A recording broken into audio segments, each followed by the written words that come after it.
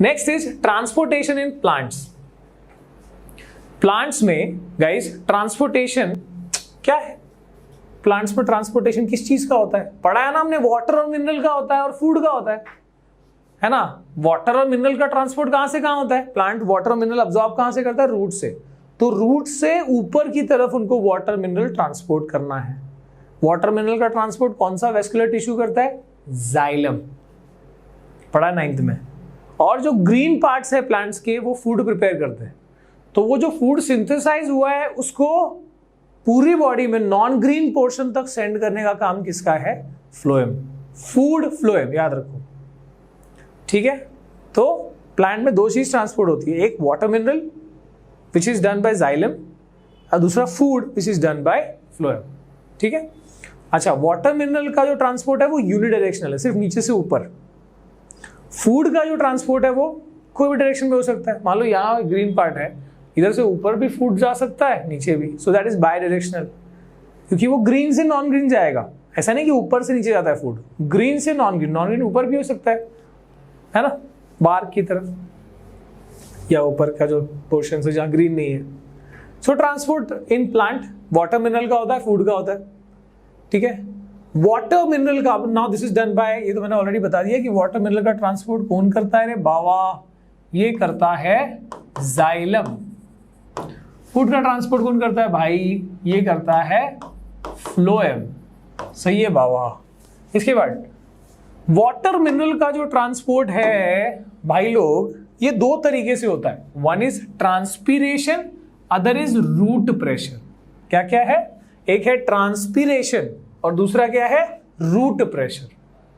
दोनों क्या है बताऊंगा मैं, ठीक है। सो पहले ट्रांसपीरेशन के ही सिस्टम को समझ लो कि अब देखो ट्रांसपीरेशन मतलब क्या होता है? Just like evaporation, it is just like evaporation. हमारे जैसे हमने कपड़ा सुखाया तो जो गर्मी है, धूप की गर्मी है, उससे क्या हो रहा है? वाटर अब्सॉर्ब हो रहा है, एटमॉस्फेयर जो है वाटर लेता जा रहा है ना। वैसे ही एटमॉस्फेयर प्लांट से भी वाटर अब्सॉर्ब करता है, उसको ट्रांसपीरेशन बोलते हैं। Loss of water in plant is called transpiration. या ये कह सकते हो कि जो इवेपोरेशन प्लांट्स के थ्रू जो इवेपोरेशन हो रहा है, उनके वाटर जो लॉस हो रहा है, दैट इज कॉल्ड ट्रांसपीरेशन, ठीक है। अच्छा, अभी इसमें but you can not say that loss of water in plant is called transpiration, ये ठीक है। इवेपोरेशन वर्ड मत यूज करना, ठीक है। अब जब ये वाटर लॉस होगा तो डेफिनेटली यहाँ पर वैकेंसी बनेगी, वॉल्यूम, मतलब वहां से वाटर निकला तो वैक्यूम बन गया। तो उस वैकेंसी को पूरा करने के लिए जो अगला सेल है, जो अगले सेल का जो वाटर है, वो वाटर क्या करेगा? बोलेगा भाई मुझे तो आदत है हाई कॉन्सेंट्रेशन से लो कॉन्सेंट्रेशन में जाने की, यानी ऑस्मोसिस की। तो यहां से वाटर इधर जंप कर गया। अब जैसे ही इधर से वाटर उधर जंप कर गया तो उधर वाटर आ गया पर इधर वैक्यूम बन गई। तो फिर उधर वैक्यूम बन गई तो क्या होगा? तो अगले वाले सेल का वाटर उधर जाएगा। और ऐसे करते करते वाटर जो है क्या हो रहा है? हर एक स्टेप में अगले सेल से ऊपर की तरफ शिफ्ट हो रहा है। मतलब सिर्फ एक वाटर ट्रांसपीरेट हुआ था एक मॉलिक्यूल, बट उसकी वजह से पूरा एक चेन मैकेनिज्म बन गया है ना। हाई कॉन्सेंट्रेशन से लो कॉन्सेंट्रेशन में वाटर का ऑस्मोसिस होता जा रहा है और अल्टीमेटली क्या होगा? लास्ट में एक वैक्यूम बचेगा। लास्ट मतलब रूट्स की तरफ वैक्यूम बनेगा।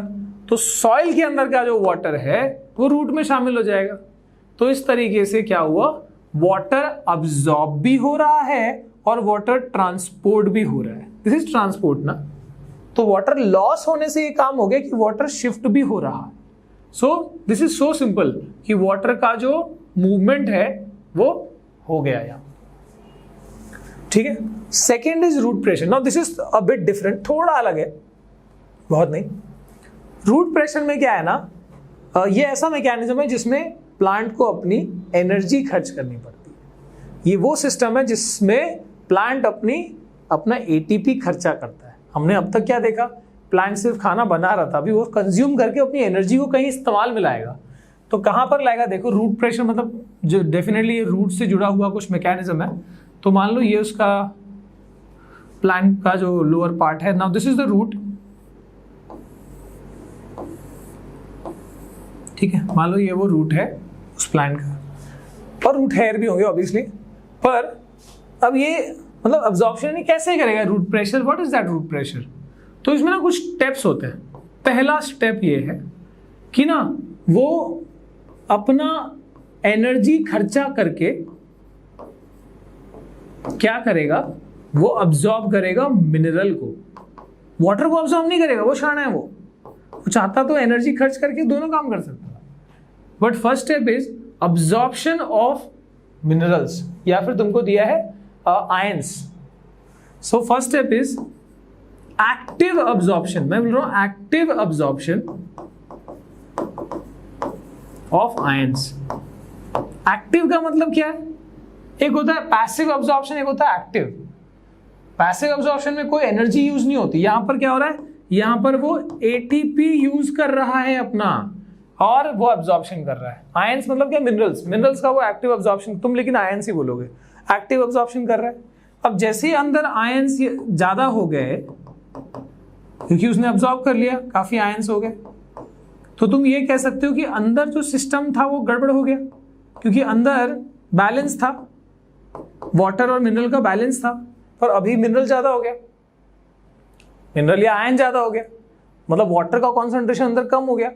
अब वाटर की टेंडेंसी क्या है भाई, मैं तो हमेशा हाई जोन से लो जोन में जाता हूं, हाई कॉन्सेंट्रेशन से लो कॉन्सेंट्रेशन में।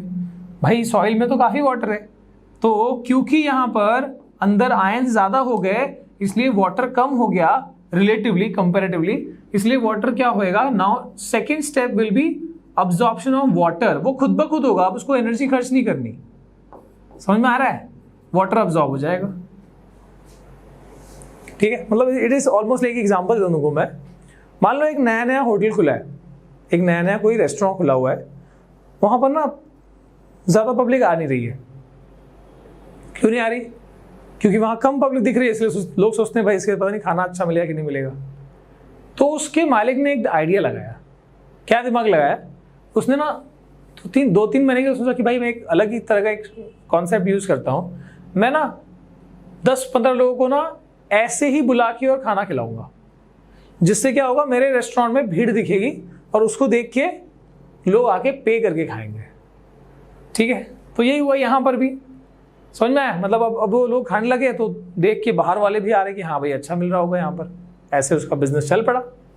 यहाँ पर भी यही है कि प्लांट चाहता तो वाटर और मिनरल दोनों को अब्सॉर्ब कर सकता था बाय यूजिंग एनर्जी, क्योंकि एनर्जी यूज करके तो कुछ भी कर सकते, पंखा एसी सब चलता है यार, ये भी कर सकता था। बट इसने क्या किया, इसने आयन अब्सॉर्ब किया, और उसको पता है कि आयन अब्सॉर्ब करूंगा अंदर जो ऑस्मोटिक प्रेशर डेवलप होगा, और इसकी वजह से वाटर कॉन्सेंट्रेशन कम होने की वजह से बाहर से हाई कॉन्सेंट्रेशन से वाटर अंदर आएगा ही। So why should I call water as well, अपने आप आएगा वो, तो वाटर मिनरल दोनों अब्सॉर्ब हो जाएगा। So second step is osmosis, endo osmosis of water. Endo osmosis of water, समझे? ये हो गया तुम्हारा रूट प्रेशर का कॉन्सेप्ट। मतलब पहले आयन अब्सॉर्ब किया एनर्जी यूज करके, और अपने आप जब अंदर वाटर का कॉन्सेंट्रेशन कम हो गया बिकॉज ऑफ आयन का अमाउंट बढ़ गया है, इसलिए वाटर हाई कॉन्सेंट्रेशन से लो में आया, मतलब सॉइल से रूट के अंदर आ गया। ठीक है, अगला है फूड का ट्रांसपोर्ट। फूड के ट्रांसपोर्ट को, now this is done, food के ट्रांसपोर्ट को हम क्या बोलते हैं प्लांट्स में? Translocation. So what is translocation? It is a transport of food from, कहां से? From green parts to non green parts. ठीक है, ये हमेशा कहां से क्या होता है? Green to non green. ठीक है, transport of food is called translocation. Now let us see what is translocation. थोड़ा सा बताऊंगा, फिर एक डायग्राम से, एक पिक्चर से समझ में आ जाएगा।